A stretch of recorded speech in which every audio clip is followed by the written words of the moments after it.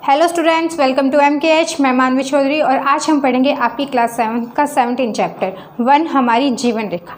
One, ये one क्या होता है? सबसे पहले क्वेश्चन आता है कि वन, अगर हम चैप्टर की हेडिंग पढ़ें कि वन क्या है। वन मतलब जंगल। जंगल के अंदर क्या क्या होता है? जंगल के अंदर पेड़ पौधे होते हैं, बहुत सारे जंतु होते हैं, जानवर जिन्हें हम कहते हैं आम भाषा में, और कुछ जो छोटे छोटे जीव होते हैं वो सारे मिलकर क्या होते हैं, एक एरिया के अंदर, एक क्षेत्रफल के अंदर फैले होते हैं। उससे हम क्या कहते हैं? वन कहते हैं या जंगल कहते हैं। इसकी अगर परिभाषा देखें हम, क्या है? विभिन्न पादपों, जंतुओं और सूक्ष्म जीवों से मिलकर बना एक तंत्र। विभिन्न पादपों, जंतुओं और सूक्ष्म जीवों से मिलकर बना एक तंत्र क्या कहलाता है? वन कहलाता है। ठीक है। इसके बाद में आगे आती है एक परिभाषा हमारी, वृक्षवितान। वृक्षवितान किसे हम कहते हैं? सबसे मैं आपको बता दूं कि इस चैप्टर के अंदर पहले हम क्या करेंगे कि कुछ जो डेफिनेशंस हैं, जो इसमें वर्ड्स, मेन जो वर्ड आए हुए हैं, मेन जिनकी हमें परिभाषा समझनी है, पहले हम वो समझेंगे। फिर इसके अंदर जो महत्वपूर्ण जो क्वेश्चन है, इसके अंदर जो कुछ एक क्वेश्चन है जिससे ये पूरा चैप्टर कवर होता है, वो करेंगे, जिससे आसानी से आपका ये जो चैप्टर है पूरा कवर हो जाएगा। सेकंड हमारी डेफिनेशन आ रही है वृक्षवितान। वृक्षवितान हम किसे कहते हैं? वृक्षवितान क्या होता है कि जो पेड़ होता है, जो पेड़ जो होते हैं वो क्या करते हैं, जब बड़े हो जाते हैं तो उनकी जो शाखाएं फैलकर क्या करती है, ऊपर एक छतनुमा बना लेती है ना। हम नॉर्मली अगर किसी भी पेड़ को देखें तो अगर उसके नीचे खड़े होकर अगर हम उसके ऊपर देखें, उसकी जो शाखाएं फैली हुई, उसकी जो पत्तियां फैली हुई है, वो क्या लगती है, जैसे कोई छत उन्होंने बना रखी है ना, ऐसा ही लगता है। तो क्या होता है, वनों के अंदर क्या होता है, बहुत सारे पेड़ होते हैं और वो बहुत सारे पेड़ बन के क्या करते हैं, ऐसे छत टाइप सा बना लेते हैं। तो वो जो संरचना बनती है उसको हम क्या कहते हैं? वृक्षवितान, या इसको हम क्या कहते हैं? कैनेपी। इसकी परिभाषा देखिएगा, वृक्षों की शाखाओं एवं पत्तियों से बनी विशेष आकृति जो कैसी हो, छत जैसी होती है, क्या कहलाती है? वृक्षवितान कहलाती है। इसको समझने के लिए इसकी जो पिक्चर है वो आपको बोर्ड पे दिखाई दे रही होगी।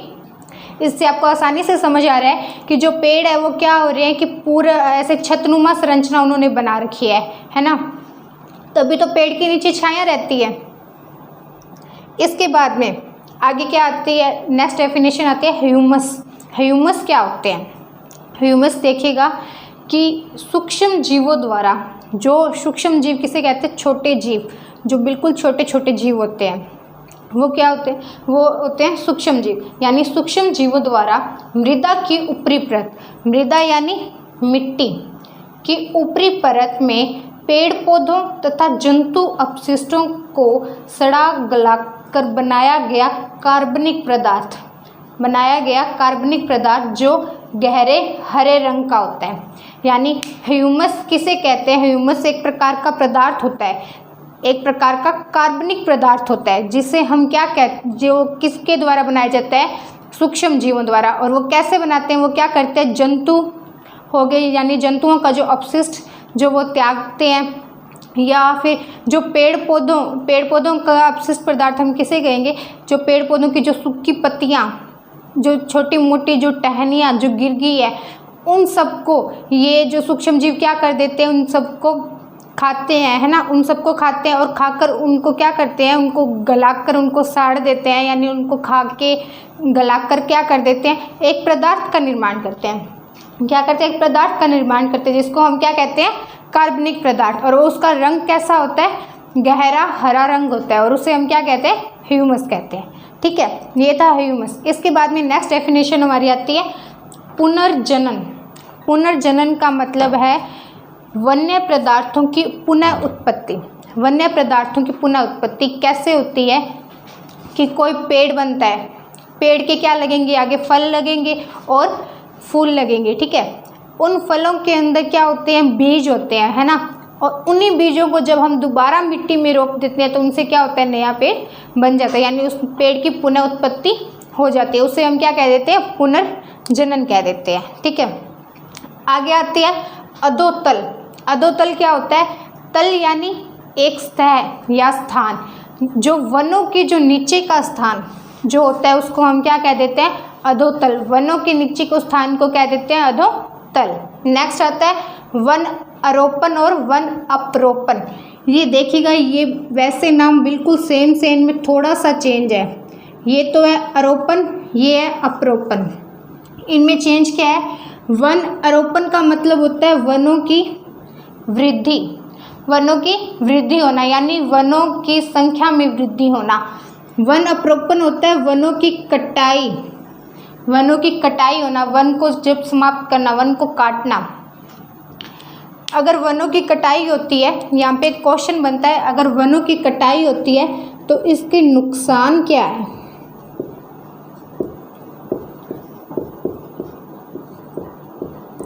इसके नुकसान क्या है? इसके नुकसान हम तब बता पाएंगे जब हमें पता हो कि वन हमारे लिए उपयोगी क्यों है।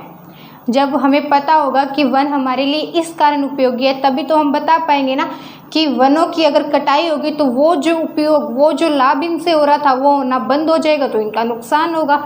वन क्या करते हैं? सबसे ज़रूरी चीज़ वनों की क्या करते हैं? हमें जल की आपूर्ति करते हैं, है ना। जो जल, जब बारिश आती है तो क्या होता है कि बहुत सारा जो पानी होता है वो सीधा मिट्टी में चला जाता है, और फिर क्या होता है, बहुत ही उसकी जो कम वो सागरों में मिल जाता है, और सागरों के अंदर कौन सा जल होता है? लवणीय जल होता है, यानी वो हमारे उपयोग का नहीं होता, उसमें बहुत सारा नमक होता है, नमकीन होता है वो जल, है ना। तो हम उसे सीधा तो यूज़ नहीं कर सकते पीने के लिए, खाने के लिए, खाने की जो चीज़ें बनाते हैं उनमें, है ना। तो इसलिए क्या होता है, जो पेड़ पौधे होते हैं वो क्या करते हैं, जो जल होता है उसको क्या करते हैं? बांध के रखते हैं। बांध के कैसे रखते हैं? जब बारिश आती है, जब पानी गिरता है तो क्या करती है, पेड़ की जो जड़ें क्या कर लेती है? पानी को सोख लेती है। इसके अलावा सबसे जो ज़रूरी चीज़, हम सांस लेते हैं, हम कौन सी गैस लेते हैं? ये हमने पहले भी चैप्टर्स में देखा था। ऑक्सीजन लेते हैं और कार्बन डाइऑक्साइड छोड़ते हैं, और जो हम ऑक्सीजन लेते हैं और कार्बन डाइऑक्साइड हम छोड़ते हैं, तो वो कार्बन डाइऑक्साइड जो गैस है वो कौन ले लेते हैं? पेड़ पौधे ले लेते हैं। पेड़ पौधे जब ले लेते हैं वो गैस, तभी तो जो मात्रा है वो क्या है? बैलेंस हुई है, वरना कार्बन डाइऑक्साइड की मात्रा क्या हो जाती? वायुमंडल में बहुत ज़्यादा बढ़ जाती, जो क्या होती? हमारे लिए हानिकारक होती। क्यों होती? क्योंकि कार्बन डाइऑक्साइड की मात्रा बढ़ने से ऑक्सीजन की मात्रा क्या हो जाती? कम हो जाती, ठीक है।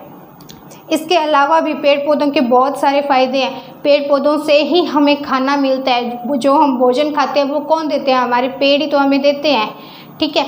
अगर ये चीज़ पेड़ कम हो गए, वन में पेड़ कम हो गए, तो क्या हो जाएगा? इसका हमें नुकसान होगा, ठीक है। इसीलिए जो वन आरोपण है वो क्या है? बहुत ज़्यादा ज़रूरी है। वनों की वृद्धि करना बहुत ज़्यादा ज़रूरी है, यानी पेड़ों की कटाई को रोकना चाहिए, ठीक है। इसके बाद में नेक्स्ट आता है अपघटक। अपघटक क्या होते हैं? अपघटक कुछ सूक्ष्म जीव होते हैं, ऐसे सूक्ष्म जीव जो मृत पेड़ पौधों, जंतुओं तथा इनके अपशिष्टों का अपघटन करके इनको ह्यूमस में परिवर्तित कर देते हैं। हमने देखा था कि ह्यूमस को जो सूक्ष्म जीव थे वो क्या कर रहे थे? सड़ा गलाकर क्या कर रहे थे? कार्बनिक पदार्थ बना रहे थे। इन्हीं सूक्ष्म जीवों को क्या कहा है? अपघटक कहा है। इन्हीं सूक्ष्म जीवों को क्या कह दिया? अपघटक कह दिया, ठीक है। ऐसे सूक्ष्म जीव जो मृत पेड़ पौधों, जंतुओं और उनके अपशिष्ट पदार्थों का अपघटन कर रहे हैं, यानी उनको सड़ा गलाकर क्या कर रहे हैं? उनका खुद यूज़ कर रहे हैं और हमारे लिए यूज़फुल बना रहे हैं, ठीक है। तो इन्हें क्या कर दिया? ह्यूमस में परिवर्तित कर दिया। तो ये सूक्ष्म जीव क्या कहलाते हैं? अपघटक कहलाते हैं। इनका सबसे बड़ा फ़ायदा, यानी ह्यूमस में ये चेंज कर देते हैं, इसका सबसे बड़ा फ़ायदा क्या होता है? ये क्या, इससे क्या होता है कि मृदा की जो उर्वरक शक्ति है वो क्या हो जाती है? बढ़ जाती है। उर्वरक शक्ति का मतलब मृदा में जो उपजाऊपन है, अगर मृदा की उर्वरक शक्ति ज़्यादा होगी तो क्या होगा कि जो फसल है वो अच्छे से बढ़ेगी, है ना। तो इसीलिए ये ह्यूमस क्या करते हैं? मृदा की उर्वरक शक्ति को बढ़ा देते हैं। इसके बाद में कुछ क्वेश्चंस आ रहे हैं, वो कुछ क्वेश्चन होते हैं वो हम देखेंगे, ठीक है। तो इसके बाद में एक चीज़ आती है कि जो वन है वो हमारे लिए क्या करते हैं? बाढ़ जो आती है, बाढ़ की रोकथाम,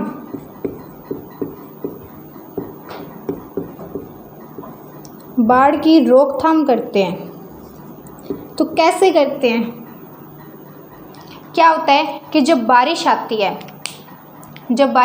है तो वो पानी क्या होता है? सारा बह बह के गलियों में से वगैरह कहाँ चला जाता है, नदियों के अंदर चला जाता है। और नदियों में क्या हो जाता है, पानी की मात्रा क्या हो जाती है, बहुत ज़्यादा हो जाती है, जिससे क्या आ जाती है, बाढ़ आ जाती है। वो जो पानी होता है नदियों का वो क्या आ जाता है, उनके आसपास के जो क्षेत्र है वहाँ पे फैलने लगते हैं, जिससे हम क्या कह देते हैं कि बाढ़ आ गई।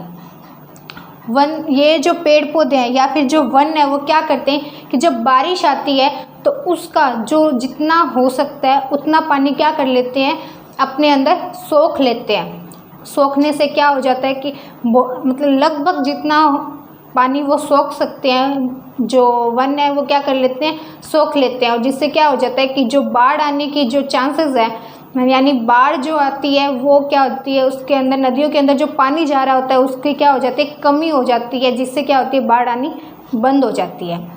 यानी जो वन है उसके अंदर बहुत सारे पेड़ होते हैं, वो बहुत सारे पेड़ उस पानी को रोक लेते हैं।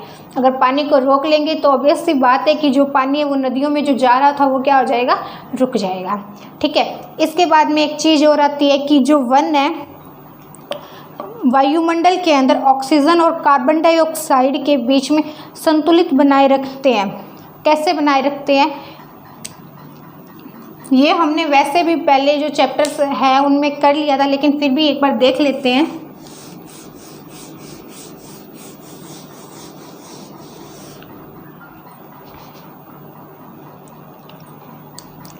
क्वेश्चन हमारा क्या है कि जो वन है वो वायुमंडल के अंदर ऑक्सीजन, ये हमने देखा था कि ऑक्सीजन को हम किससे लिखते हैं, O, फिर उसके पैरों में क्या लगाते हैं, 2। और कार्बन डाइऑक्साइड को हमने कैसे लिखा था, C कैपिटल, और उसके पैरों में क्या लगाते हैं, 2। तो ये क्या है, कार्बन डाइऑक्साइड और ये ऑक्सीजन।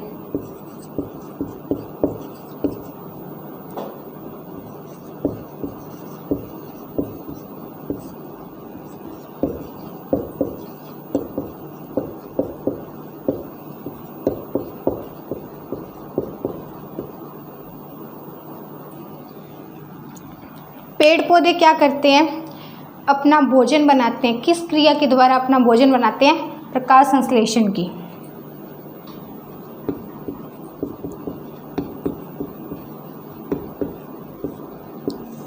पेड़ पौधे क्या करते हैं, प्रकाश संश्लेषण की क्रिया करते हैं। क्यों करते हैं, क्योंकि प्रकाश संश्लेषण की क्रिया से ये क्या करते हैं, अपना भोजन बनाते हैं। और प्रकाश संश्लेषण की क्रिया में इनको क्या क्या चाहिए, सबसे ज़रूरी कार्बन डाइऑक्साइड, उसके बाद में सनलाइट,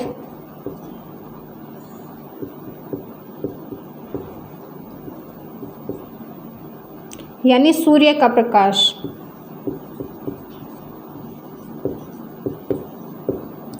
और जल। सूर्य का प्रकाश सूर्य से मिल जाता है, जल जो पेड़ पौधों की जो जड़ें हैं वो मिट्टी में से जब बारिश वगैरह आती है तो क्या कर लेती है, जल को सोख लेती है। कार्बन डाइऑक्साइड कहाँ से आती है, वायुमंडल में। वायुमंडल के अंदर कहाँ से आती है कि वायुमंडल के अंदर ये पाई जाती है। उसके अलावा और क्या होता है कि जो मनुष्य है यानी हम क्या करते हैं, जब सांस लेते हैं तो क्या करते हैं, जो ऑक्सीजन है वो तो अपने अंदर लेंगे और जो कार्बन डाइऑक्साइड है वो क्या कर देते हैं, बाहर निकाल देते हैं। यानी जब हम सांस लेते हैं तो बहुत सारी गैसों का मिश्रण हमारे साथ उस जो वायु के साथ अंदर जाएगा तो हमारे फेफड़े क्या करते हैं, उसके अंदर जो ऑक्सीजन होगी उसको अंदर रखेंगे और जो बाकी जितनी भी गैसें यानी जिसमें कार्बन डाइऑक्साइड वगैरह है उसको क्या कर देते हैं, बाहर निकाल देते हैं। तो अगर ऐसे ही होता रहा तो कार्बन डाइऑक्साइड की मात्रा तो बहुत ज़्यादा हो जाएगी और ऑक्सीजन की मात्रा तो कम रह जाएगी। अगर इसकी मात्रा ज़्यादा होगी तो हम जिंदा कैसे रहेंगे। इसीलिए ये पेड़ पौधे क्या करते हैं, कार्बन डाइऑक्साइड को यूज़ करते हैं, यानी कार्बन डाइऑक्साइड का प्रयोग कर लेते हैं किसमें, प्रकाश संश्लेषण में, अपना भोजन बना लेते हैं। इस प्रकार से ये क्या करते हैं कि ऑक्सीजन और कार्बन डाइऑक्साइड का बैलेंस रखते हैं, यानी उनको संतुलित बनाए रखते हैं। ठीक है, तो ये था आपका आज का चैप्टर। आई होप आपको समझ आया होगा। मिलेंगे नेक्स्ट वीडियो में, तब तक के लिए all the very best for your self studies. Thank you.